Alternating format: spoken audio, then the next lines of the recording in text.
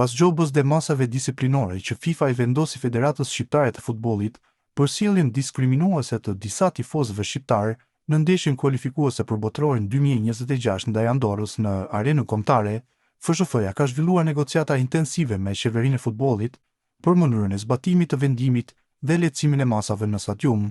Ekskluzivisht, burimet të Panorama Sport konfirmojnë se FIFA i ka dhënë dritën jeshile FSHF-s për të vendosur përsëri tifozë në tribunat pasporte për ndeshjen e madhe Shqipëri-Serbi më 7 qershor.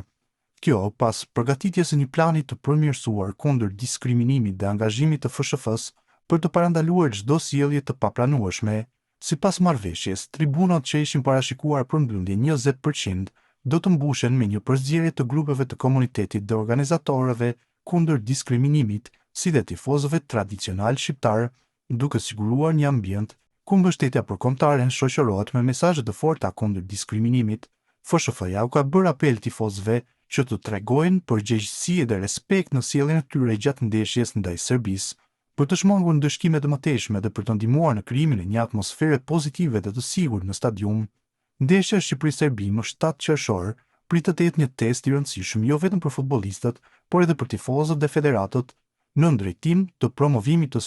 sportivitetit dhe bashkëtesës përballë sfidave sociale. Me marrjen e këtij vendimi, mbrëmjen e së shtunës tjetër do të kemi një stadium të mbushur plot.